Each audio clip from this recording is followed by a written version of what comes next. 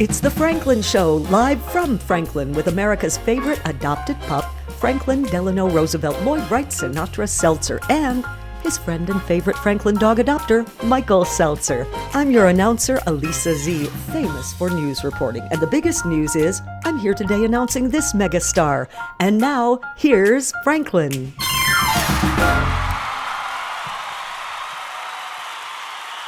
Well, folks, welcome back. Hi, everybody. Welcome back to the Franklin Show. Franklin and I are here and delighted. And this is a very special two guests. We have two guests for the price of none. And I'm so happy to have Molly McClelland and Bailey, mother and daughter, and stars of the new Fox series, Extracted. 5 days without food and minimal water. January 26th, Extracted, the groundbreaking survival competition is back. I'm not pushing no buttons. The fate of your loved one is in your hands. Start scheming, boys. I need some goodies. Oh, we gonna have fire. I'm done getting nice. The decision to extract is up to you. Oh my God, bro, wake up! Extracted, season premiere January 26th on Fox. Wow. Welcome, you guys, to the Franklin Show. Thanks for having us. Thank you. So Extracted is premiering real soon. Like, I don't want to give away the day, but it's today. It's in a couple hours. Yeah, a couple hours. Second season on Fox. And you guys are mother and daughter, and you're partnered up with your twin sister, Correct. Polly. Correct. And so let's talk about how this all came to be. Extracted is on the Fox network and other platforms. This is the second season premiere, and you are stranded in the Canadian wilderness. Correct. And someone's barking. Sorry. Yeah, we have a Venus, not a Franklin, but we have a Venus. We will extract her. Well, Venus should be on the show. We're obviously dog friendly here. Yeah, yes. All right. Yeah. All right. So tell me, if you will, how does all come to be? So my sister Polly is a real adventurous. She's very outgoing, and she loves reality TV shows. She loves competition. She is a competitor. She climbs mountains. Has her pilot's license, and Hey, wait, I climb mountains. I'm here in Arizona, so I climb mountains. Okay. And yesterday, I flew from Los Angeles to Phoenix, Arizona. I didn't pilot the plane, but so your sister and I have a lot more in common than you and I do. There is a certain brand of people that are like you guys. You're just adventurous, and you love to do. You just embrace life. Live for adventure. Look at what I'm doing right now. This is adventure. Exactly. Yeah. Okay. You remind me of my sister quite a bit. And we both are we're both adventure. We like adventure. We're not shy people, but Polly's the one that like actually does it. And so she watched Extracted season 1, and at the end of it, she's like, I'm applying. At that time, she didn't tell Bailey and I she was applying, but she told us that she did apply once she started getting calls back. So she got a call back. This would have been April. And at that point she said, oh, hey, by the way, how do you guys feel about going to the Canadian wilderness? And we're like, let's go, let's do it. And she just got to invite you guys. Did they have, is that typical? Oh, she gets to pick her teammates. Is that how this works? Oh, yeah. You've got to go in a group of 3, and they all have to be family members. Got it. It can't just be it can't be a friend. It can't be just somebody off the street. It's got to be a family member. Yeah. And so that's the reason she didn't call me, because I'm next time. Next time when they relax the rules, she's gonna take you. All right, Franklin. We'll see how that goes. Yeah, right, Franklin might get eaten though. There was a lot of bear out there. Oh no, that will not happen. No, we can't have that. No, we can't have that. Mm-mm. All right, so you got the call from your sister, and your sister says, "Okay, I want you guys to join me." Yep. And you just dropped everything and went off to the Canadian wilderness. Yeah. Yes, that's correct. And we both have jobs. Not anymore. It took some work. It did take some work because one of my jobs, I'm a professor. I teach down at Detroit Mercy. I had to get somebody to sub there. Yeah. My other job is clinical, and so I had to cancel patients there. She's clinical. She had to get some time off work. So the logistics were real. And how much time are we talking here? How many episodes were filmed, and how long did it take? We can't say exactly how long. There are 10 episodes, and we were gone for quite a while, completely off the grid. So it was not an easy ask from our employers. It wasn't like, a quick vacation. It was quite a long leave of absence that we both had to take. And it's not like we were filming episodes. Yeah. We were on camera 24/7 the entire time we were gone. Wow. They then edited and made the episodes. We just lived this experience for several weeks, and then they made the episodes. Right. Were you part of the process at all? Did you know how things were going in terms of editing the show? Were you involved in that in any way? No. You know very little, and everything from the minute that you get mic'd up and get a camera in your face is fair game. They have microphones in your rooms, cameras in your rooms, microphones on your headboards. Every minute that you're not in your room or near a mic, you have to wear a mic, and every moment, nothing is secret. So, what they choose to take from the weeks of footage that they got and edit it down into 10 episodes is going to be a huge task because so much happened. I would have been really good at this because you just said you know very little, and I know even less than that. There you go. We've learned that, working with this kind of a thing, and producers and creative people, you kind of have to just kind of go with the flow. Like, okay, I don't know, everything is sort of flying by the seat of your pants, and just being up for adventure. So if you reveal the end and announce here on the Franklin Show how it ends, how much money are they going to charge you? A lot. I have a huge budget here at BCTV. A lot. We had to sign our life away. Yeah, but life, come on. I got a budget you wouldn't believe. I'll pay you guys off. I'm known for extracting information from people. That's what makes the show so entertaining. Exactly. I don't know if you remember David Letterman, one of my favorites, and I model myself after him in some ways. He had Paris Hilton on his show when Paris Hilton had just gotten out of jail. I don't know if you remember that. I do. And Dave, being Dave, all he wanted to talk to her about was what it was like being in jail. And she said, Dave, that's that I'm not really interested in talking about that. I want to talk about my new project or whatever. Right. And he said, well, that's the difference between you and I, because that's all I want to talk about. That's fantastic. He proceeded to quiz her on the meals. What was breakfast like in jail? What was lunch like in jail? I love that too. Yeah. The good stuff. So were you taken good care of during this period of time, or was it hard We work? were. Yeah. We were taken care of fantastic because we were in headquarters. Yeah. And somebody was doing our laundry. There was a catering company. Yeah, the coffee was really good. We almost hate to talk about it because we're sitting there getting 3 wonderful meals a day, endless snacks, laundry's taken care of. Everything was taken care of for us. Yeah. Sitting there enjoying all of these things, not to mention, we're not at our jobs, just basically hanging out with all these cool people. And we're watching a 24/7 live stream of our loved one, her twin sister, who's suffering, no bed, out in the Canadian woods, no food, no water. And we're just, sipping our Nespresso in the morning, like, sorry, Polly, you're doing great out there. It's like hard to talk about. Did they allow you to communicate? Did you have your cell phones? Could you communicate, or were you shut? You were completely shut out.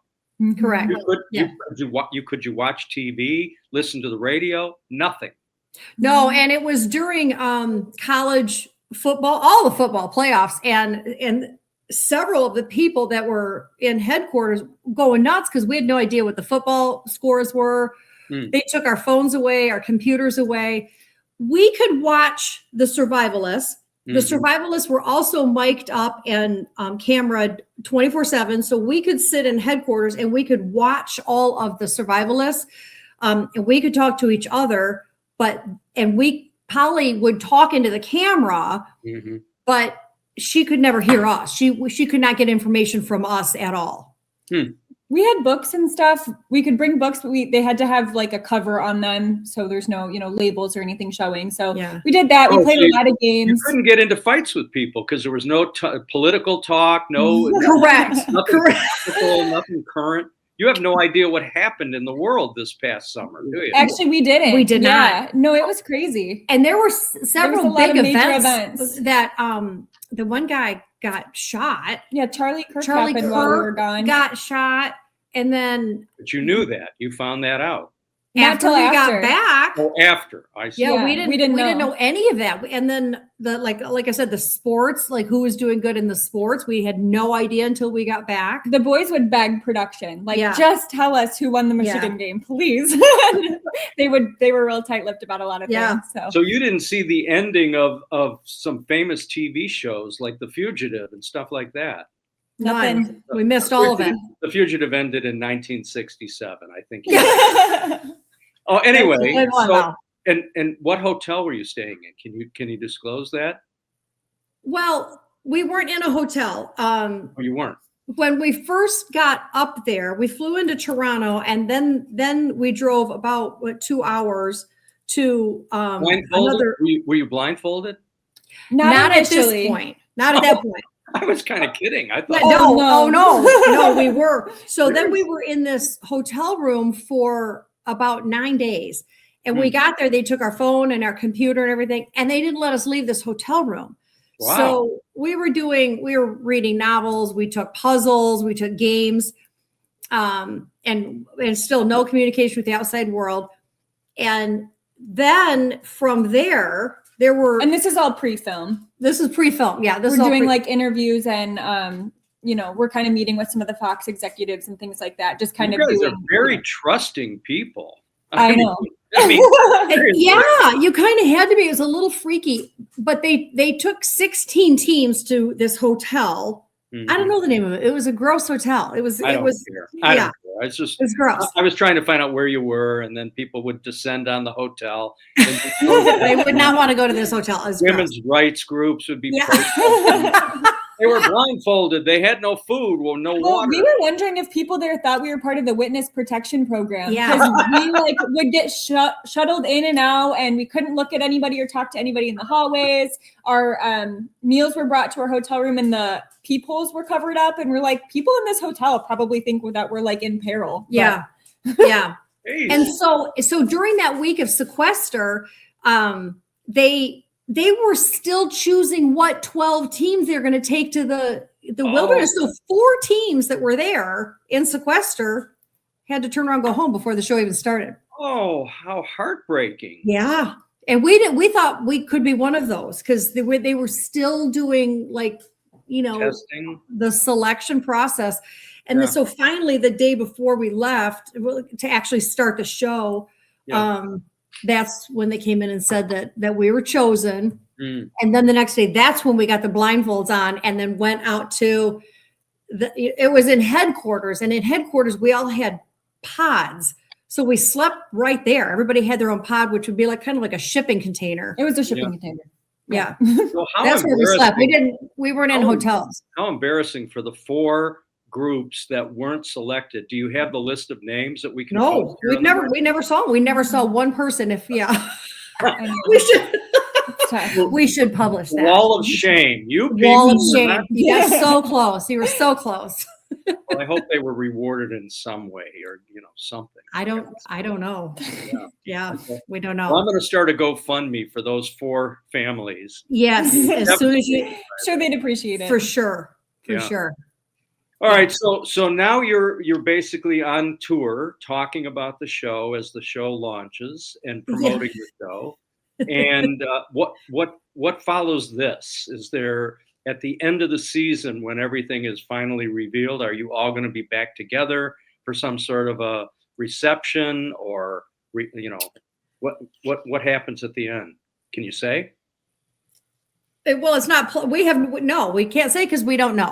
You don't know. Okay. Well, you know nothing. There's nothing. Why are you on this show today? You know nothing. You don't know anything. It's a show about nothing. We don't have anything planned. There's nothing planned yet. Yeah. But all of us on the cast are talking about, like, should we get together to do like a final show, final finale? We were going to do that for the premiere, which is tonight. Mm-hmm. But they wanted all of us in our local markets to do, like this morning we were at Fox 2 Right. interviewing over there. So, Right. yeah. I bet that wasn't nearly as much fun as being. Oh, no, they didn't have a dog. There was no Franklin over there. I'm just saying. I mean, yeah. This makes all the difference in the world. It does. Yeah. All right. Well, listen, you guys, you're delightful, both of you. And I'm so happy that we had an opportunity to meet and to talk. What an exciting adventure this was. I mean, it's pretty cool. Yeah, it was awesome. It's really cool. And it's really fun to be from Detroit, repping Detroit on the national stage and stuff like that. So just a couple of girls from Bloomfield out there Right. repping. Right. Well, I'm very happy to have you on the show, and I'm very grateful for you guys taking the time. I know you're busy running from place to place, but the ratings on this program are far greater than anything else you're going to do. Yeah, we're aware of that. Including Yeah. on Extracted. We're aware. Yeah, minor we're aware of league that. compared to the Franklin Show. All right, you guys, really a pleasure. Thank you so much. Can we, or should we put a link to your show on our social media and stuff? Absolutely. When we get this thing edited, James is going to integrate all the stuff from Fox. Okay. It'll be a beautiful thing. And yes, you're welcome to promote the Franklin Show. We will promote the Franklin Show. It'll do more for you than it will for me, but that's fine. We probably will.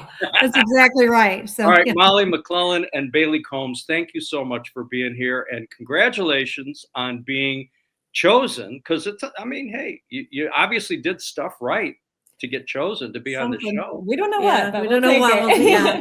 Well, Yeah. we'll all find out starting. Yeah. All right. God bless you both. Thanks for being Thanks here. for having Take care. us. Nice Thank to you. meet Take you. care. See Folks, you, stay Franklin. tuned. We'll be Yeah. right back. Franklin and I will be right back with more. Stay tuned to the Franklin Show. Hear that? That's the sound of your life. Perfectly imperfect. But every time you drive after drinking, the music gets drowned out. Your life sounds pretty great. Don't let a buzz ruin it. Buzzed driving is drunk driving. Don't drive buzzed. Welcome back to the Franklin Show. I have a very special guest and a dear, dear friend who is a legendary broadcaster in her own right. And even more, she's just a wonderfully nice person. Ladies and gentlemen, my friend, Alisa Zee, her stage name, of course. Alisa, welcome to the Franklin. Thank you very much. Hi, Franklin's nose, and hi, Michael, to you too.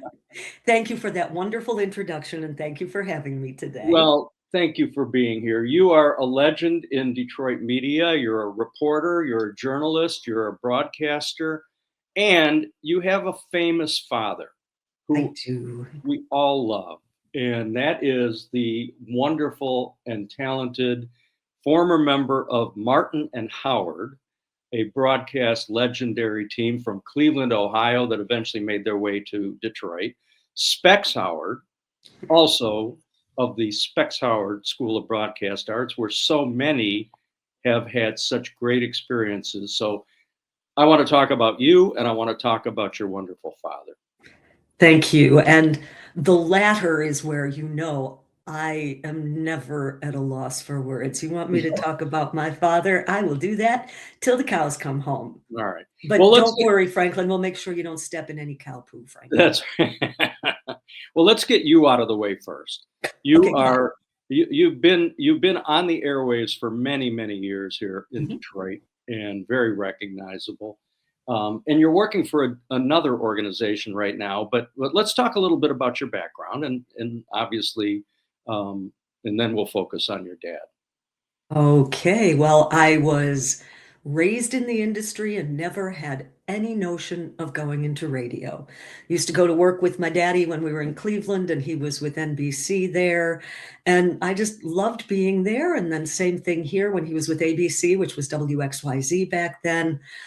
But that was just what Dad did for a living. I used to sing. I studied music, classical music and English literature at University of Michigan. But about halfway through my career at school, I got sick and I had to come home for several months. And I'm okay, everything's fine. I made it through. But by the time I was ready to go back to school, it was the middle of a semester. And Dad said, you know what? Why don't you take the program at the school? You'll learn about broadcasting. It'll be something to do, because you know what they say about idle hands, right? So I took the program at the school and fell in love, Michael, with radio. I just fell in love with the business and never left.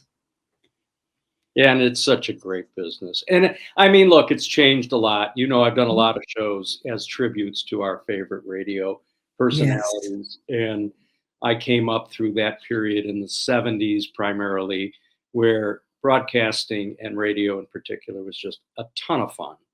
And we've got some great personalities that emanated from Detroit. Detroit is a big, big radio town. And so many legendary broadcasters from, you know, the very beginnings with Casey Kasem, my God, you know, I mean, so many others. And they loved Detroit. And yes. So you and I had the best of those years together. And today it's a different story, but, you know, I still celebrate broadcasting and hell, you're still doing it. You're still I am. Yeah. I am. I'm still on every Sunday morning on 5 radio stations here in town doing the public affairs programming on 97.1 The Ticket, 98.7, WXYT AM, 98.7, said that one already, WOMC, and WYCD. That's incredible. So keeps me from getting too rusty. You're not going to get too rusty with that kind of notoriety. All right, now let's go into the great world of the Specs Howard School of Broadcast Arts. I was friends with your dad. I was friends with the legendary Dick Kernan. Dick and I and Art Volo and Millie Phelps started the 1988 Motor City radio reunions. That was our first one in 1988. We did them many, many, many times over the years and had many legendary broadcasters as our guests. So tribute to all of that, but it emanated from Specs, you know. I mean, his School of Broadcast Arts put so many people on the map, and so many people are grateful and appreciative of the legendary Specs Howard, who had his own radio career before that, right? He did. He absolutely did. And your words mean so much, Michael, because what really strikes a chord in our hearts is knowing that Dad's legacy continues, not just in his children and his grandchildren and his great-grandchildren, but with all of those stories that we have to tell of people who started their careers and changed their lives, not just with the work that they did, because they found that satisfying and loved what they did, but we hear stories about people meeting their spouses because of the school, or getting into video production and then realizing they had a passion for a different area of the industry. And none of that would have happened if they hadn't just tiptoed in and gotten their start with Dad. And right now you're in the process of building a documentary to commemorate the great Specs Howard. So let's talk a little bit about that. I will, and thank you for that, and thank you for your support of that project from the beginning. This is something, Michael, we've talked about for years and years, and thank goodness right before the pandemic, we were able to get some fantastic footage of Dad just answering questions for a couple of hours with great audio and video quality, because it was being recorded by Specs Howard School graduates. Shocking, I know. And we're really working very hard on putting the pieces together, forming the Specs Howard Legacy Foundation. And I'm hoping within a couple of short months, I can give you word that we are officially a 501c3. That is in process.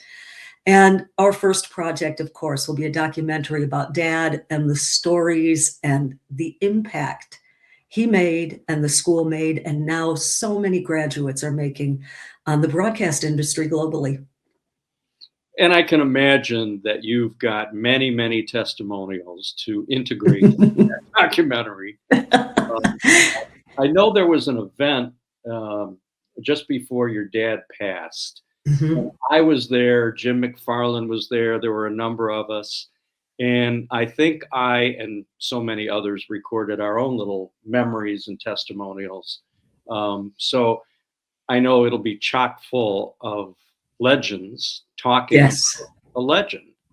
I mean, where would so many broadcasters be without the great Specs Howard School of Broadcast Arts, which continued right on through recent years, right? Yes, and actually the event you're speaking of was August 27th, 2023, just a couple of weeks before we lost Dad. That was held at Lawrence Technological University because the program, the Specs Howard program, is now being taught as Specs Howard at LTU. Through the pandemic and myriad other events that we don't need to go into, the doors of our Southfield building had to close. However, the name needed to live on and the quality of training needed to live on. So we are so grateful to Lawrence Technological University for saying, we'll pick up the mantle. They hired most of our grads, most of our faculty, and the program continues to this day at Lawrence Tech in Southfield, Michigan. As well it should. I mean, it's just a name that is synonymous with broadcast excellence. So, and I'll tell you a little side note that just occurred to me because I'm so much into nostalgia. The building that Specs Howard School ended up at on, I think, 9 Mile and Evergreen. Am I right? Yep. Yeah. Was originally the A&P building. Yes. It was A&P Supermarkets, which was pivotal in my business because after years and years of being an ad agency, I came up with this crazy idea called the Great Chefs of Michigan. It was a calendar, 1988, and we had photographed all the great restaurants, the Lark and the Whitney and the Golden Mushroom and all of the great restaurants' recipes, and had coupons so that you too could cook like a great chef. And I sold that idea to A&P in that building. No kidding. The marketing director was a guy named Don Nyquist. He took a shot. I remember that name. Do you really? I do. I absolutely do. And it was a huge hit. And the next year we were doing great chefs all over the country for A&P Supermarkets. And that changed the complete trajectory of my company, SKM. So that's an interesting footnote that just occurred. And as another aside, one of Dad's favorite bloopers to refer to, when he was on the air, and you're on the air live, you know some things are going to come out of your mouth that you never thought would come out of your mouth. Right. And one day he was on the air saying, well, he was supposed to say, get your Neptune sardines at your A&P food stores. And by accident, he said, get your Neptune sardines at your A&P feed stores. So we have close ties with A&P as well. Well, isn't that special? And that's what I love about this show, because I plan nothing. I actually invite the people I want to talk to, and then certain memories come flooding back while I'm speaking, and that was one of them. And who knows where that was going to lead to A&P. That's crazy. You didn't know we were family in so many ways. Evidently we are, so I'm very proud. Well, I am in awe of you and of your father and his legacy. He was a wonderful guy, a beautiful human being, and he did so much for so many people. It is something that I'm sure we are all looking forward to when you get this documentary officially launched and ready for air. And I am hopeful that will be sooner rather than later. I know these things take time. Yes, yes. And they cost money because I've been involved in some of these Yes. projects with PBS. But I'm looking forward to it. And I know there are so many people that are watching the show today that are going to be grateful to find out that this process is underway and Thank you. should be able to reach out to you and help in any way that they can. And I know they will. So That would be wonderful. Feel free to send me a private message at Alisa Zee. I'm on Facebook. We also have a Facebook page called This Is Where I Started, because that's what this documentary is going to be called. And or reach out to Michael because he always knows where to find me. He can track me down like the dog that I am. But if you want to help in any way, shape, or form, well, just check with Michael. And if dogs. Franklin says it's okay, I'll say it's okay. That's right. We love dogs, and you're no dog. That's for sure. Thank you. Thank you. You're a wonderful, talented human, and I'm grateful for you taking the time to be here with Franklin and I on the Franklin Show. And folks, you stay tuned because I'll keep you posted as this progresses, and do exactly what Elise just said. Reach out to her via Facebook, etc. It'll be a great, great documentary about the legendary Specs Howard. Alisa, thank you so much, my dear. It's good to see you, and thank you for taking the time to be here on the Franklin Show. Michael Seltzer, it's always wonderful to see you. And Franklin, you are the top dog. Thank you. He sure is. All right, folks, stay tuned. We'll be right back with more great entertainment here on the Franklin Show. Hang in. We said we'd never give in to a meltdown. Mariella. Never leave the house looking, well, and never let them out of our sight.